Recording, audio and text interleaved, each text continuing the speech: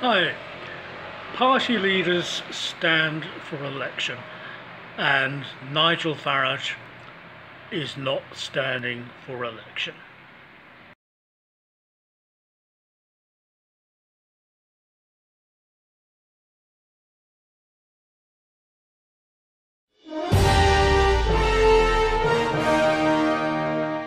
Well, he's tried and failed 7 times to become an MP. Yesterday, Nigel Farage said he won't be adding an 8th attempt at this election.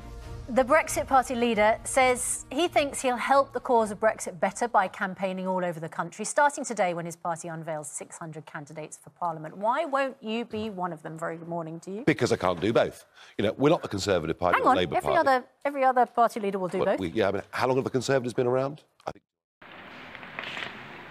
Now, he can dress it up as he likes. Nigel Farage has been on record as saying that he doesn't want a future in politics. There's things he'd much rather be doing. And just at the critical moment, when an election is up and the best possible thing for Brexit is that he gets elected as Brexit Party leader with as many other Brexit Party MPs as possible without risking letting that monster, that Jew-hating monster Corbyn in,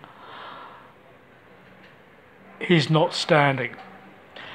And what a bunch of bunkum he's come out with to justify not standing. According to him, he can't stand for election and campaign for his party across the country. Well, we all know that every party leader does that. And the question is, if he does not believe he can be elected, the most promising seat in the country supposedly is Thurrock, if he's campaigning throughout the country, then what does that say? If he campaigning throughout the country cannot get him elected in the best seat in the country for the Brexit Party, then how is any other Brexit Party candidate going to be elected? What utter tripe. He would just rather be doing other things than seeing it through. He is betraying everyone who believe in him, myself included. Now, there's a dictum that the best people to have in power are people who don't really want power. Because people who really want power, the chances that they've got unhealthy motives is higher than people who really don't seek power, but will take the responsibility of assuming power because they believe they can do good. And I thought that that was the man that Nigel Farage was. And boy, how wrong can you be about someone. And let's listen to this utter gumph that he came out with. But if you are successful and the country returns a large number of Brexit MPs to the House, who will the leader be? Well, whoever it is in the House. I mean, after all, Nicola Sturgeon leads the SNP. She's not in Westminster. Arlene Foster leads the DUP. Hang on. Arlene Foster leads the DUP, who, of course, have held the balance of power in Westminster for the last 2 years. She's not in Westminster. Okay, so Nicola Sturgeon is the leader of the Scottish National Party, so she is in the Scottish Parliament. Arlene Foster is the leader of the Democratic Unionist Party, a Northern Ireland party, so she is in the Northern Ireland Parliament. Nigel Farage is leader of a United Kingdom party.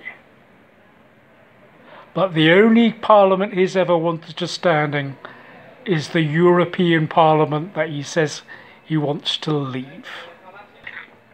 Now, I may be being very unfair, too cynical. I really hate the pathetic level of cynicism that there is in politics. But being an MEP is far better paid than being an MP. and it makes far less demands on your time than being an MP does. So evidently it's far too much of a drag for Nigel Farage to see things through by being in the cockpit of our nation to get a real Brexit done. If he really is going to be fielding 600 candidates up and down the length and breadth of the country, rather than standing down in seats that his party cannot win, but the Tories can lose to Britain-hating anti-Semite Corbyn, then brace, brace, brace for the outcome of this election. It was a heart-stopping moment enough seeing how close Corbyn came in the last election. Goodness knows what damage Farage the bolter might do. We're going to get Remain and we're going to get Hitler Corbyn. Well, there's a very real possibility of it with this disgraceful decision that Farage has made.